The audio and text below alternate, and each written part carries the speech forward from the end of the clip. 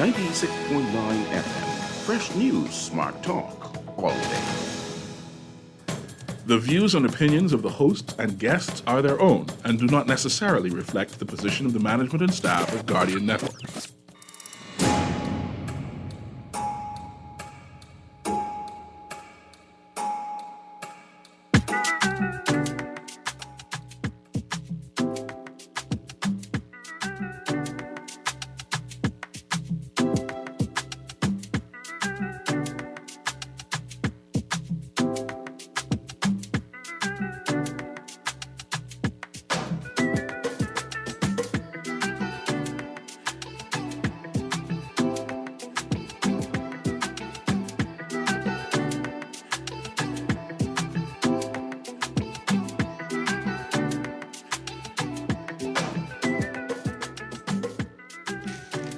Good yawning this morning and welcome back to Guardian Radio 96.9 FM, your station for fresh news, smart talk all day. It is Monday the 10th of June and you're on the clock with Erin, Greene. We are 1 month away from the celebration of independence, 51st anniversary, and I would like to say that we still haven't had a public statement as to the expenditure and the full cost of the independence celebrations.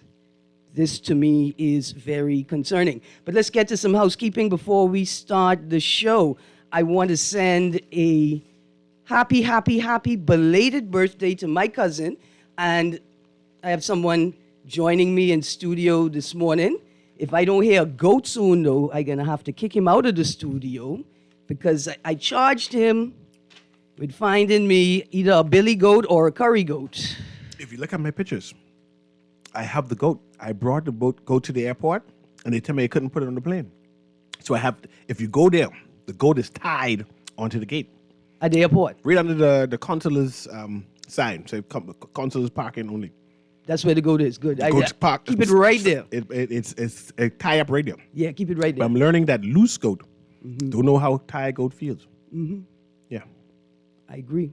Mm-hmm. I agree. Welcome back. Thanks very much, man. Let's say happy belated birthday to our cousin Tira Hannah Sweeting. Happy birthday, Tira. Chairperson of the Hannah Hasty Tynes Family Association. I'd also like to say thank you to... She's 46 now, right? I mean, or 35. Thereabout. 46 or 35. Mm-hmm.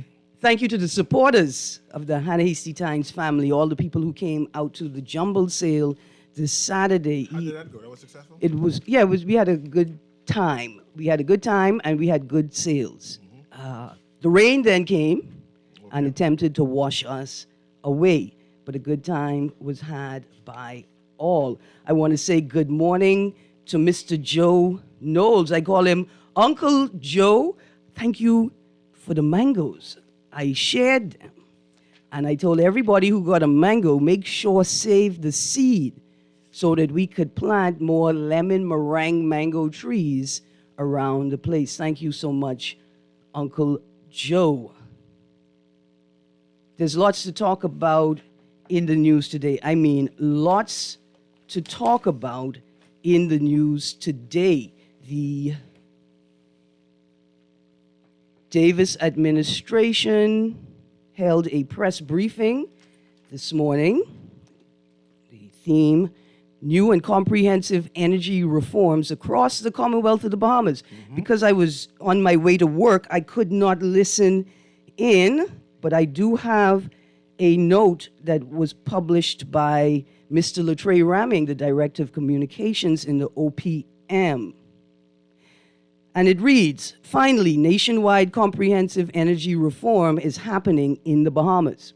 For too long, high electricity prices and unreliable power have burdened families and businesses, holding our country back. Our outdated energy infrastructure with transformers and substations over 50 years old relies on heavy and diesel fuels, lacking capacity for clean energy like solar and resilience against hurricanes. Prime Minister LP government, I just want to rephrase that. Prime Minister Davis and the Davis administration, PLP don't have no government. Because they can't afford one. Surely. I mean, that's all I have to say. PLP can't afford no government. I know with you and your semantics. Go ahead. They couldn't afford a trip to Bermuda. I think they could afford a Did government? they actually finish paying for that? We trip? don't know. Do we know? Do we know if the second part of the Part. payment was delivered? We don't know. We have no clue. Absolutely. Prime Minister Davis and the Davis government are addressing these issues head on with long-term solutions. Solar energy is coming to the Bahamas. Rates will decrease for the most vulnerable and increase for the biggest consumers. Rates will decrease for the most vulnerable and increase for the biggest consumers. Read more about these transformative changes here at opm.gov.bs/new energy era. I'm intrigued about the solar energy is coming to the Bahamas. What does that mean? But we got to wait. Well, so the press conference has already taken place. When I get off today, at some point in the evening, I'm going to plug in and listen to it and prepare notes. Do you think they mean just solar panels? They're going to allow solar panels on people's houses? Is that there? No, I think that... Gotta be something bigger than no, that, eh? Yeah, because I don't think that BPL can become stable or maintain stability if a large sector of Bahamians who could afford to solarize their own houses come off the grid. So if like big hotels say, man, let me come off the grid and solarize, they will, for lack of a better word, hurt the company itself. I think so. I think that BPL is dependent on the income generated, right, from this traditional fuel energy generation. They're dependent on it. So the government is going to facilitate BPL transitioning a percentage of their generation to solar. And we will be buying energy generated from solar power by BPL and its affiliates or subsidiaries or whoever these companies are going to be. That's a lot of battery. Yeah. Because, solar is like a 12-hour thing. You get charged, and the next 12 hours, it has to be... Right. So when there's no sun out, you're going to have to rely on battery power that you generated and stored during the day. Which lasts for another 12 hours, and then Well, you get started over again. You have to build up your system to have sufficient capacity A lot of batteries. to last a minimum of 12 hours, because what if it's overcast for 4 days? Right? And we had that recently at the end of last year, overcast for about 4 days straight. How do we then transition through that? I see your text. I come into that in a moment. I have to make this note. My power went off Sunday morning. I can't remember exactly what time. I think when I woke up, it was off. And it came back on. We went out. We figured use this time to run some errands. Came back. Power was back on. I wake up this morning to find out that some of my neighbors on the lower part of the community I'm in, they were without power until this morning. So I think they experienced the same power outage we did, same power outage. Their power didn't come back on until this morning. Wow. Yeah. And so I hope that the government and its actors remember that when they are speaking about this nationwide comprehensive energy reform happening in the Bahamas, and this little note here at the end of this statement, this is a game-changing breakthrough for our economy and country. I just want to remind the Davis administration that you cannot govern by PR. No? PR in and of itself is not going to fix the problems. And let me show you This something. administration have a lot of PR. At this point, the prettier, the savvier, the more professional the PR, the worse the actual situation is on the ground. The better the PR is, the worse the situation is on the ground. But definitely need to have something done with our electricity. And we have an ongoing problem. Yeah, no, everybody understands that. In fact, for 30 years, we've understood that. My problem is this. I don't think that we are going to fix this problem if government actors are allowed to operate the way that they do. There's too much politics involved. It is the politics that has mashed us up. It's the politics that leaves us here not knowing who the person is that turned on the generator in 2018 without authorization, without going through the proper procedure to ensure that the generator is worthy, right? Is operationable. They won't tell us that, right? We know about Alstom. We know that Fred Ramsey, who sat on the chair as a chair of the board, was found guilty, right, of a crime. We know that he didn't go to jail. We know that he didn't name the other people that were complicit because he alone could not make the decision to purchase the generator. It had to be a political decision. Right? The politics just keeps getting in the way and mashing everything up. In today's paper in the Tribune story, BPL grid bidders seek $30 million in Bahamian equity.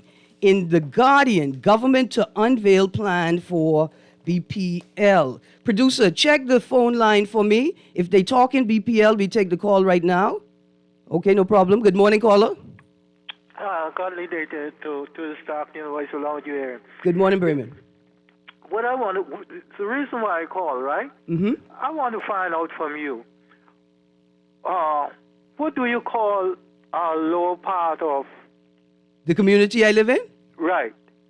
I didn't want to call the name of the community I live in. That's why I said it like that. But what you mean by lower part? Well, because I in the north and they in the south. Oh, so in other words, the ones that are in the south, they are poorer.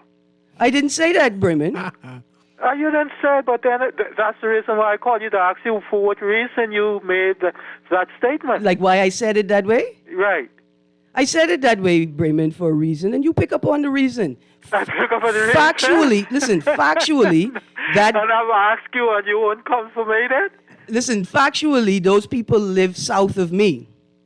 The other part, we just put that in the air. Who are those people? Those poor people? I too am a poor person, Bremen, so I can't use that. Perhaps, maybe not. I don't think so, actually. For you saying it, give me the reason so I would understand. It's called political satire. I tried to say two things at once, Bremen. I tried to indicate something factual, which is that they are lower than me geographically, and at the same time imply and allow the listener to infer from what I'm saying that perhaps there is a socio-economic dynamic at play. But Erin. Yes, sir. You know, this the Bahamas, this us. And when you're going to be so too diplomatic with us, some of us going to miss it, and some of us understand what you're saying, but they're not going to like it because it's not justice to all. But you understood it, Bremen. because rich people are the only people who have intellect. Thank you. Like, let us also not presume that rich people are the only people who have intellect, right? But yeah, Bremen, you got it. So other people would get it too. Good morning, caller. We're talking BPL in this moment. How you doing? All right. Yeah, I want to say something about BPL, but when you say the lower part, like how Bremen pick it up, I think she means she up on a hill, like. That too. Yeah, I think she. Oh, yeah, that too. Okay, me and Bremen, right? Okay. BPL, you ain't getting nothing in the papers. The Guardian ain't saying nothing about what the union leader saying. Oh, no, I hadn't seen a statement from the union leader yet, but I was going to read into the article. There are two articles. I want to read a little bit from both of them. Let me hang up until you read it then. All right. Give me 1 second. Producer, let's go to the next caller quickly. Good morning, caller. Good morning. We're talking energy. Yes, sir, we are talking energy. Well, let's try this. Yes. You both would agree. Oh, good morning, Mr. Nouri, my Prime Minister. Hey. Let's try this. You would agree that there is no straight line, not one straight wire or wires, running from BPL power station to my home. You would agree or disagree with that? I agree. Okay. So obviously, the electricity does not travel through the wire. The energy actually travels through electromagnetism outside the wire. Do you disagree or agree with that? I wait to be educated. Okay, I understand. Fine. See, what I'm trying to wrap my head around is there anybody talking about the losses that BPL incurs in getting the energy, because it's the energy that you use, not the electricity. You don't use electricity. The energy to you, when it's coming through these wires, sometimes when the wires are damp first thing in the morning, on the 33K line, you can hear it buzzing. Have you ever heard it? Oh, yes. I spent about the first half of my life listening to the transformer outside my house buzz. So we are really having a great loss in energy. So does your government considering upgrading the transmission and distribution system so that we could cut down on some losses? Because I would like to know what percentage of losses occur in getting 120 volts or 220 to my home. Right. And is BPL required by law to conduct regular or periodic reviews in the same way that water and sewerage should be doing? Yeah, because, when you really think about it, if it costs them more to get it to me, for some strange reason, we are going in a circle. And someone is just making some money and we're spinning, because where's the profit? There you go. Thank you very much, caller. But just remember, there's no straight line from BPL to my house or to your house, because there are transformers in between, and there is electromagnetism involved. Absolutely. All right. I'm going to read from this Tribune article called BPL Grid Bidder Seeks $30 Million Bahamian Equity. The company said to be charged with overhauling BPL's electricity grid is seeking to raise $30 million in equity from local investors, it has emerged. Multiple Bahamian capital markets sources speaking on condition of anonymity because they were not authorized to speak publicly told Tribune Business that Island Grid is seeking to raise a funding mix split into $30 million of equity financing and around $100 million of preference shares or some other form of debt to help finance the transformation of BPL's transmission and distribution network. That's the T&D. The full story continues in Tribune Business. Good morning, caller. Hey, good morning, Erin. Good morning. How are you? Fine, thank you. Good morning, Mr. Neary. Good morning to you. Happy Monday. Happy Monday to you. Erin, listen, I have a question. Mm-hmm.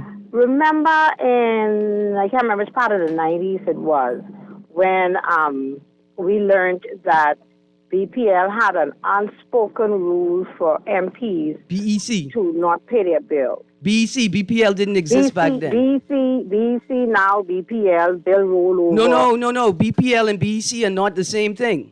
They're not? No. One is a management company and one is an energy company. Okay, so BEC then. Yes. How are we to know that those bills, if ever, has been paid and is today still being paid by now persons who I feel like if BPL do a review, go out there and try to get its monies from persons owing. I'm talking about the small markets. They tend to come after us who owe them $200 and $300. They're letting the others get away as if the money can't be recovered. Mm-hmm. I would like to know if they can go into find a way to recover that funds. How close would we get to at least cutting the bill in a quarter?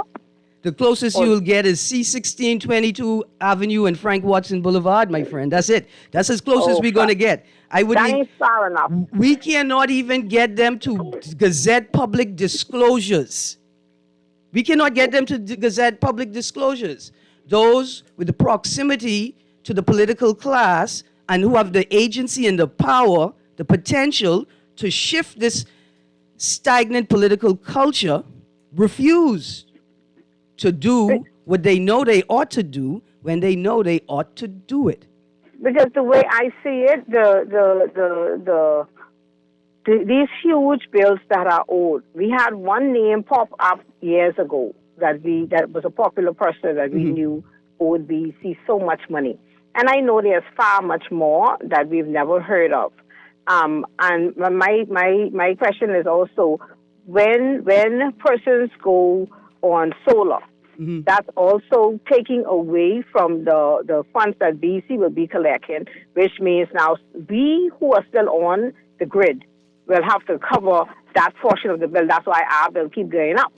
The solar is good, mind you. It's not bad. However, it's how we transition to collecting these monies, man, because it's getting too tense, man. Thank you, caller. Absolutely. They tell me they need $1 billion. But another point, you talked about politicians who may or may not have unpaid bills. We have had a clear conversation about the internal workings of initial foreign direct investment projects, right? And that it appears as if the government or BEC is left holding the bag when a development stalls, right? When a foreign direct investor's development stalls.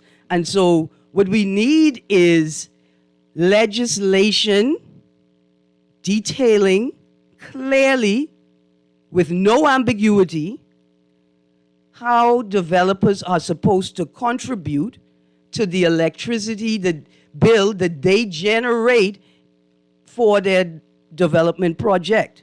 Further to that, these large-scale developers must be made to contribute to the expansion of the existing grid to accommodate their project.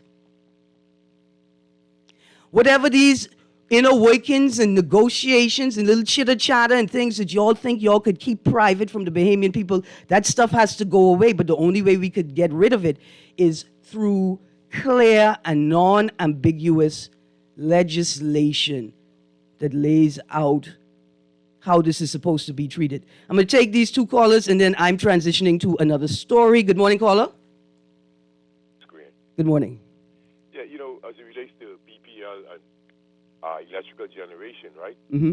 The gentleman he had called, he had spoken about the wires. In electrical, there's obviously voltage drop from source, from the power source to the load, right? You have voltage drop, the distance from the generation. Right. But also lose energy because of the heat. So this is why you see the overhead wires don't have insulation on them, because they can generate more. But then buildings will have parallel circuits in order to increase ampacity but keep voltage the same. And the series would be the opposite. Mm-hmm. But just to be real with the people, all of the big figures about the 160 megawatts generation, if anyone who has a generator at home, I have a small one, and so you would look and see that basically it's the same thing as a circuit breaker. You can only supply 80% of the generation. So I'll just take away 20% from whatever megawatts they give you in reality. Because a generator, it can output this, but it's only 80% that's actually on the load. So it's the same thing with a circuit breaker. You will see they tell you do not put more than 80% of the ampacity on the circuit breaker, hence it will trip. So I just thought I would just share that because it's really a fast going on here, and you're losing energy because of the resistance and the inefficiency of the resistance in the wire because of the breakdown in the wire system. It's all heat. Heat causes damage, and so you build up resistance, and after a while, it's not enough. Just losing energy. Yes, sir. Bless up. Thank you. Let's go to the next caller. Again, after this caller, I'm going to transition stories. Good morning, caller. Yes, good morning to all. Morning, sir. Common sense could tell us that it's cheaper for the government to do whatever is necessary to BPL rather than outsourcing it to private individuals, because when private people do whatever they do, they got to borrow, and it's cheaper for the government to borrow. It's just cheaper for the government, you see. Mm-hmm. And all the private individuals do is they borrow, and then prices go up to consumers. Mm-hmm. You see, and where are the economists in this country? Where are their voices? You see, to educate the Bahamian people, on this fact. You see, just the story you mentioned, talk about prices going up for large scale, people, right, and down for the poor. How is it going down for the poor? Through some social program, the taxpayers got to pay pay their bills. Absolutely. So we gotta, and the problem I have is the FNM, they have no solution. They're not critical because the only thing they're concerned about is transparency and the business. I mean, only thing they're concerned. Nobody against the sale, but what's his name? C. Allen. This privatization. They play linguistic gymnastics with privatization. It's privatization. That's what it is. Yes, sir. That's what it is. Simple and plain. Thank you very much. Thank you. Absolutely. Producer, let's just take this last caller, and then we're going to transition. Good morning, caller. Yes, good morning. How are you doing? Good, thank you. How are you? Yeah, the previous caller touched on something, right? Mm-hmm. You notice that the individual who is coming to do the management and the other bills and stuff, right? What is the first thing they're doing? They're borrowing. Yes. Now, what is expected from them? They're expecting a profit from those shareholders. The question then is that, you say you're seeking to reduce the bill. So how do they justify profits to their people that they're borrowing from or giving them money to invest unless it's coming directly from the people? And so again, even if you look at the website that the government has just released, it's a marketing tool. It has no substantive information. We are a country in crisis. We look at China, we look at Taiwan, we look at Japan, we look at Singapore, all these other places. You hear people on social media say they're living in the future. But if you and Nuri was to catch a flight there, you'll reach there in the present. We're in the past. 96% of it is energy for the present. So the problem is, where's the strategy to rebuild a grid that is past its end of life? Where's the strategy for energy reduction before you substitute generation? Whether it be appliances, whether it be solar on the roof, whether it be insulation, ceiling fans, new windows, new doors, these type of things. Where is the strategy for microgrids in the purest sense, where individuals can tie in and generate that has a 21st century strategy? The problem is this, and let me say this. I got to go. I said we have to pay for this no matter what, right? It's a national debt, but there's nothing wrong with debt when it brings growth. Absolutely. And so the problem is, until we find out what the actual problem is, and we can totally identify the problem, we cannot fix it. An ending. You cannot manage what you cannot measure. No one has been able to measure it yet, BPL. And you cannot measure what you refuse to acknowledge. Thank you, C. Allen. Producer, I come in right now. I just want to sum this up, and then we go into a break. I had to do it because I couldn't break myself. There's a couple of things here. C. Allen said, debt isn't the problem. It's debt without growth that's the problem. Why are you borrowing the money if we're not actually growing, expanding, or enhancing anything? Next point, energy, electricity supply in an archipelagic exterior can never be a profit-driven exercise. I think we need to start right at the beginning. Dear Davis administration, you are governing an archipelago. You're not governing one island with outposts scattered on the coast of that one island. You are governing an archipelagic exterior-based jurisdiction.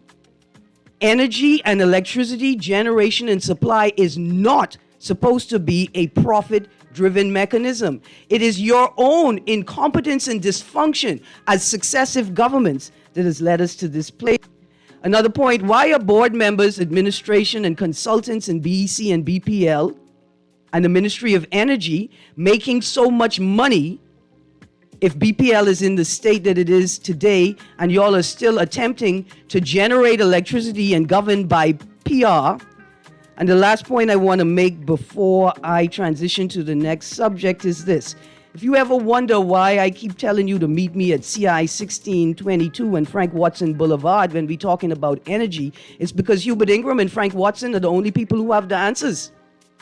They got the answers to the questions we all asking.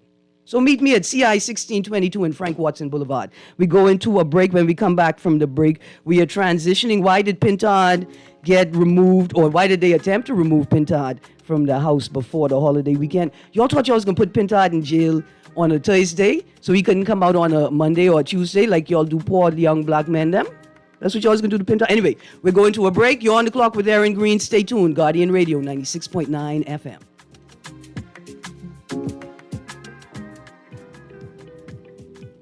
Stay informed with the Nassau Guardian, your news delivered. Are you tired of chasing down the latest news? Why not have it delivered right to your doorstep? The Nassau Guardian is now offering an unbeatable home delivery service. Special subscription rates. 3 months, just $44.80. 6 months, only $79.52. 1 year, an amazing value at $143.36. Your daily news fix all year round. Don't miss out on this opportunity to keep up with the latest in local and international news, sports, business, and entertainment. Subscribe today. Call us at 302-2360 or 302-2353. Our friendly staff is waiting to assist you with your subscription. The Nassau Guardian, we've got the news you need. Don't wait. Call now and let us bring the world to your door. Just sign in and have a seat, please. They'll call you in for your x-ray shortly. That's why they call it a waiting room. You won't have that problem at Fourth Terrace Diagnostic Center or Imaging at Grosvenor. We never schedule multiple appointments, so you'll be in and out in no time. And if your initial screening reveals a concern, our radiologist can conduct an alternative screening right then and there. Call 328-8157 to schedule an appointment at Fourth Terrace Diagnostic Center or Imaging at Grosvenor today. Sign up now for the 2024 Michael Scootery Peace on the Streets Basketball Classic, taking place Monday, July 15th to Sunday, July 21st at the Hope Center and the Candlelight Exchange. We are shooting hoops instead of guns. Phone 601-4842 or visit our Facebook page. Sign up today for the 2024 Michael Scootery Basketball Classic. Peace on the Streets 2024 is coming. Love the show? Want to give your support? Become a sponsor today. Call 302-2300 for our rates and packages. That's 302-2300. Become a sponsor on Guardian Radio 96.9 FM. Fresh news, smart talk, all day.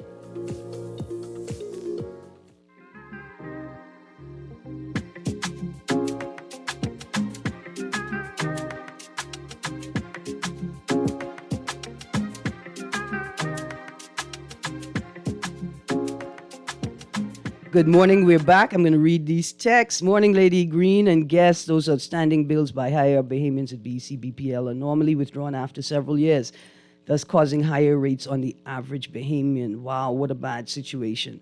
Well, we need some clarity as to how they are treated. Good morning, Erin.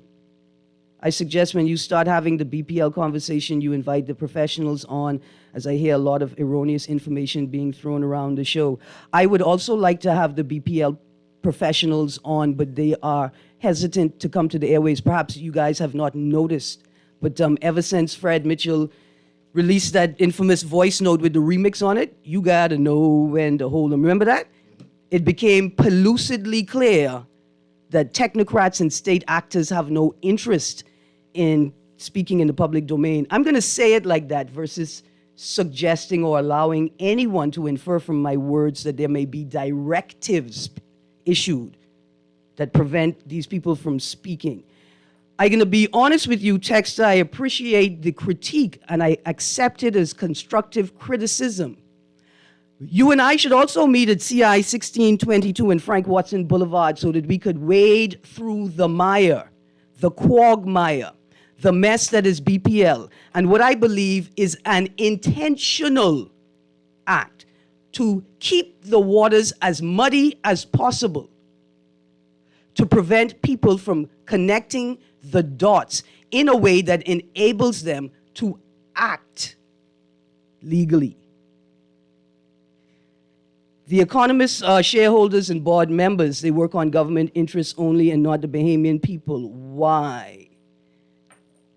Erin, can you please bring someone from the central bank and an independent legal expert to urgently discuss this new client agreement that RBC is forcing its customers to sign to use online banking? The agreement is extremely long, so I don't have all the specifics, but two things stood out. It forces the user to agree that anyone using the platform with the user's details would be considered same as the user, even if it is a fraudulent transaction. That is what you have gleaned from your reading of the terms and agreement. It sounds like the bank is trying to abdicate its responsibility to provide platform security. The agreement also forces the customer to agree that their payment history can be shared with the government or regulators. One might suspect they mean for credit rating info, but there's nothing in the language that limits information sharing to that. They also say they can get further information from bank registrants. Does that mean the government can call the pharmacy to find out the details of my purchase? What if I was purchasing genital itch cream? Can you please have someone look at this agreement for legality? Texter, you know, it was something I was thinking about earlier. Like, we have 2,000 plus lawyers in this country easily, and so little jurisprudence. We have 2,000 plus lawyers in this country, but so little work challenging laws that are inherently open to challenge. When you read the laws, if you do any legal studying, when a law is passed, it says that this law is deemed to be in line with the Constitution until shown that it is not in line with the Constitution. We need to enable or initialize a NGO legal service that every law that is passed is assessed for its constitutionality, whether it is good law or bad law. Another text there says, but there are directives. The texter is saying that the AG told the PS not to speak. Now, when you say the AG, the first thing I think is AG really does deal with a lot of things that are confidential. Things that even I would agree should be confidential. Even I would agree. Another text, my power was off for 12 hours on Saturday evening. Marathon Road, 12 hours? Great show as usual. If you... Thank you for that medical advice. If you got genital itch, go to the beach. A texter says, speak to the PAC. Oh, the directive to not speak to the PAC. Those were a lot of interesting texts just now. Let's transition to the next story. Speaker orders Pintard's removal from House. This was on Thursday, 7th of June, 24. That was Friday, Labor Day. House Speaker Patricia DeVoe ordered the removal of opposition leader Michael Pintard from the House of Assembly yesterday afternoon for, quote, obstructing the business of the House. However, when police attempted to remove him, Pintard locked arms with other members of the opposition. The drama unfolded after Pintard, who, after rising on a point of order, claimed that statements made by West End and Bimini MP Kingsley Smith that the previous administration did very little for Grand Bahama was not true. He proceeded to list some of the things the Free National Movement did before the Speaker interrupted him. DeVoe asked him to cut his point of order short, as he would have time to expound on his points during his contribution to the budget debate. However, Pintard insisted that he was entitled to make his point of order and suggested the Speaker was not being fair. Following an exchange between the two, the Speaker ordered Pintard's removal. House proceedings were then briefly suspended. When the House resumed, Pintard was absent. Quote, I will not tolerate the behavior that has been exhibited in this place anymore, close quotes, DeVoe said. Quote, I've had members say the vilest of things to me. I may be new to this, but I'm true to this, and I understand my job. We can say that what we want out there, but when it comes in here, respect is the order of the day. This is not a campaign field. This is where we came to conduct the business of the people of the Commonwealth of the Bahamas. Stick a pin. No, they cannot say these things outside of the House. Speaker, you're supposed to admonish them to not be behaving that way at all, in any capacity, in any space. Don't send them out the House and tell them they could speak to us like that. They can't speak to you like that, but they could speak to us like that. Also, we will no longer tolerate the behavior that has been exhibited in that place either. We the people. And no, this is not a campaign field, but dear Speaker, are you endorsing this type of behavior on the campaign field?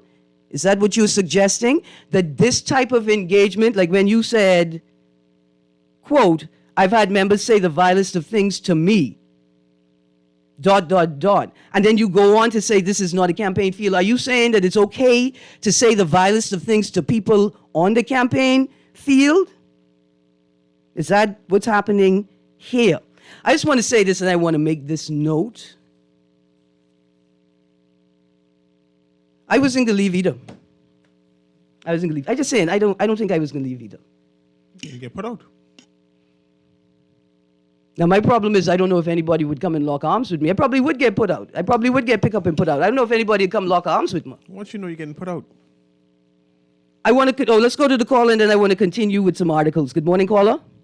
Miss Greene. Good morning, sir. How are you? I'm good, thank you. Very Blessings to you. I want you to help me out a minute, please. I want to switch just a little.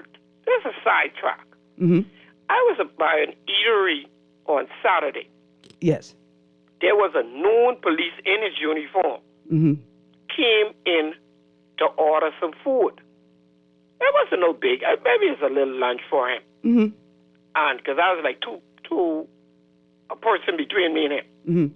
And I have challenges with my sight, so I don't really know. But I could have heard the conversation. Mm-hmm. Then he checked his wallet. Now, this is a police in uniform, they told me. Mm-hmm. When he checked his wallet, he must have left his money home or whatever. Do you know that that eatery place, I'm so tempted to call their name, didn't allow that officer in his uniform to take that food? And this is a fast food restaurant. Mm-hmm. I told him, no, I'll pay for it, man. I'll pay for it. It bothered me. But let's talk about it. That's decent of you. Yes. Because we hold on, pause. I think somebody else up there heard it, they would do the same thing. Right. That's why I'm looking at it. Absolutely. But I'm saying the police in his uniform. But listen, the person caller. was protecting us. Caller, give me a second, please. Yes, sir. Let me continue. It was decent of you to do that, understanding that the staff are not authorized to do that. But I No. Man comes say, give me some food. No, listen, I sir. don't believe. Sir, pause. Seriously. I feel you, you know. No, seriously speaking, they have cameras, right? They have cameras. So the first thing that's going to happen is a manager is going to look at the camera and see that the person received no cash, no form of payment, and gave out the food, right? Boy. Then the staff have to rely on not just the integrity of the officer to come back, but they have to rely on the officer remembering. Now, and I make that separate from the integrity. Because it's two separate things. He may get a call while he's in the car eating and forget to come back. But the staff members will be made liable for the money lost if he does not come back. You know why it got my attention? Last year, I was traveling to Orlando, Mm-hmm. and I heard they calling all of them, the U.S. Marine people loaning the plane first. All of this, like they really respect their people, man. They really respect their. You think the Royal? Do something like that for our defense force officers and our police officers. Hold on, pause. You know? Pause. Yeah. In the U.S., it's military, right? Yeah. So that's Royal Bahamas Defense Force. It's not police. But I mean, they're doing basically the same job that they're doing. No, they're not.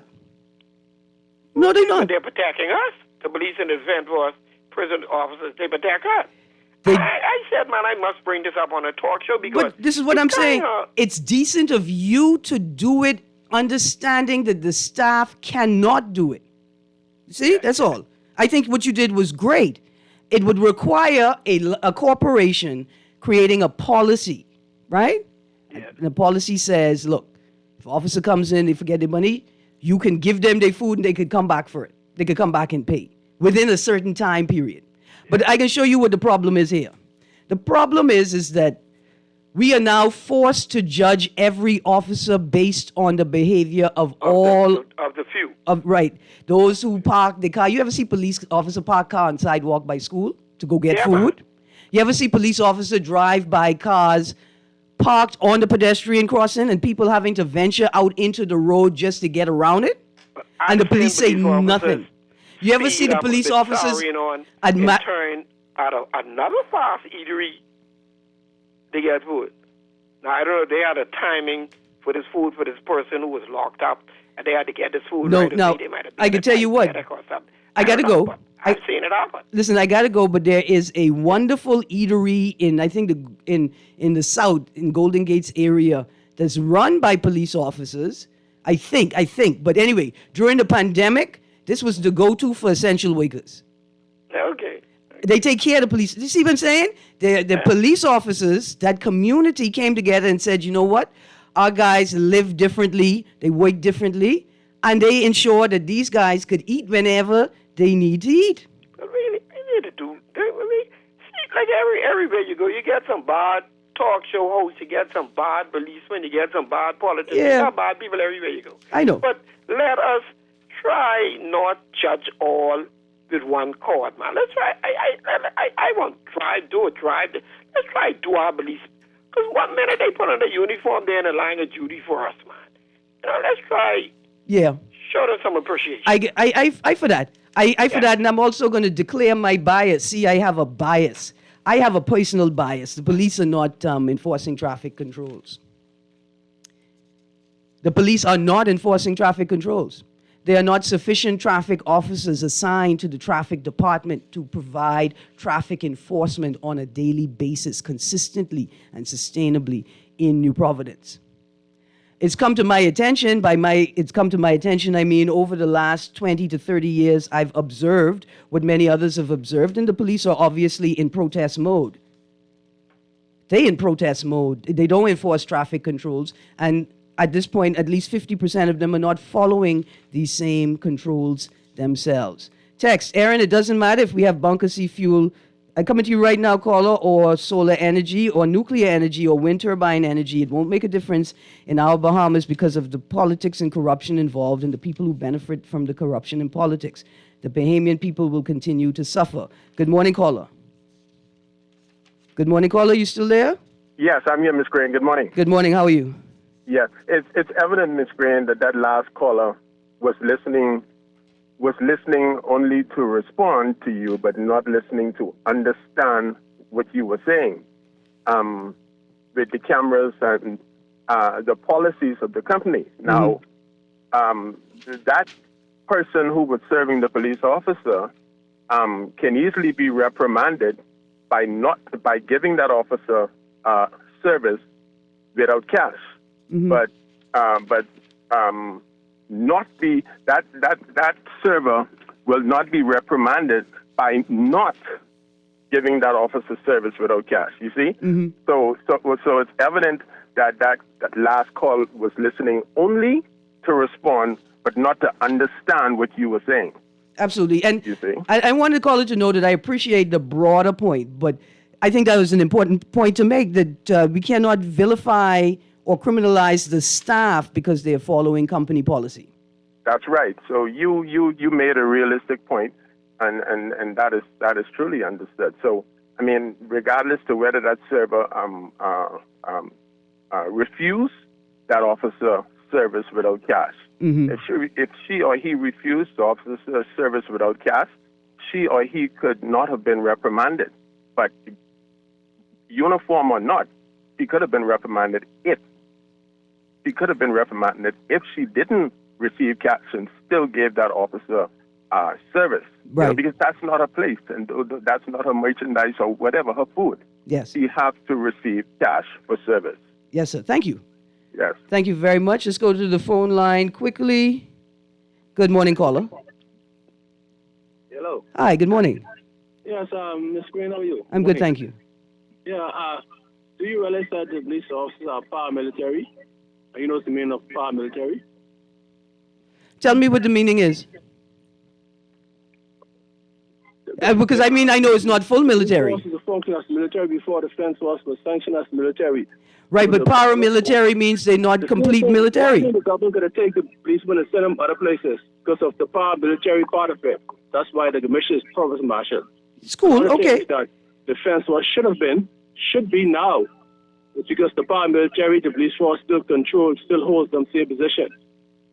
Just do research and find out what the meaning of paramilitary so you can understand it much better. Yeah, okay, but how does that impact the point that we're making?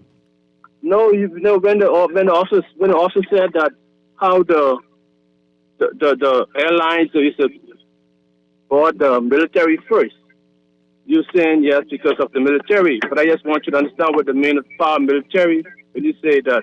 Tell me what the meaning. But I asked you to tell me. I can't agree verbatim, but I know the powers are the same powers that the Defense Force has, exception of the full military, the police force has. Right, so an exception of the full military, so they're not full military, right? No, police force, that's for military. Okay, good I agree with that. I'm saying to you, but the paramilitary is what we was before when we acted as military. Okay. But we never sanctioned military. All right. Thank you. Thank you, caller. I went to Google. A paramilitary group is organized like an army, but is not official and often not legal, connected with and helping the official armed forces. In some countries, police and firefighters have paramilitary training. That's extra training. I just saying, right? In the U.S., that's a federal thing.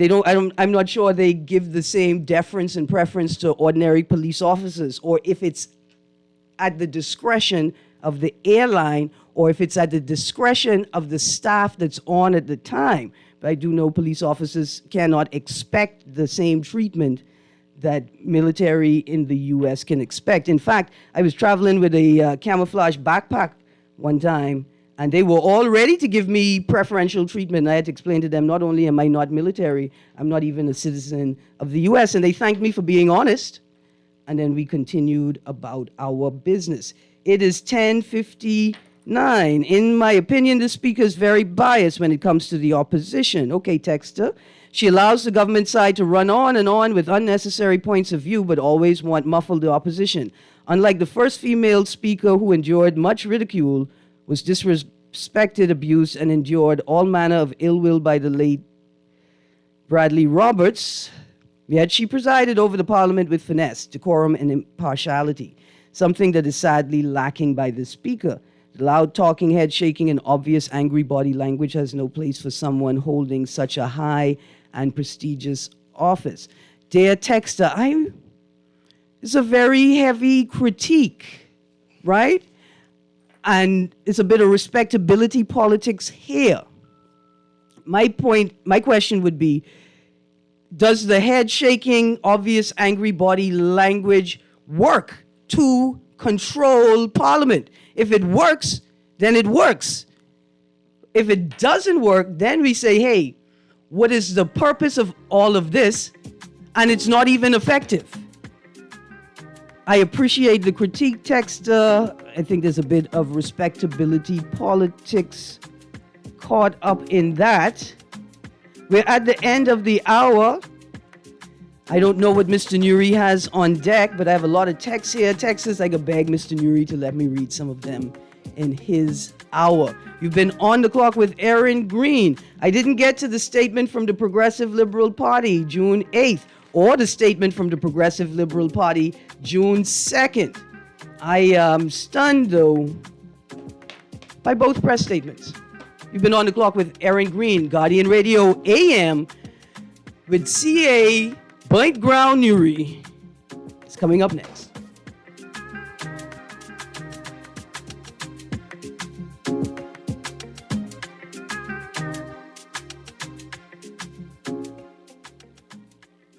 This is Guardian Radio 96.9 FM, Nassau, Bahamas.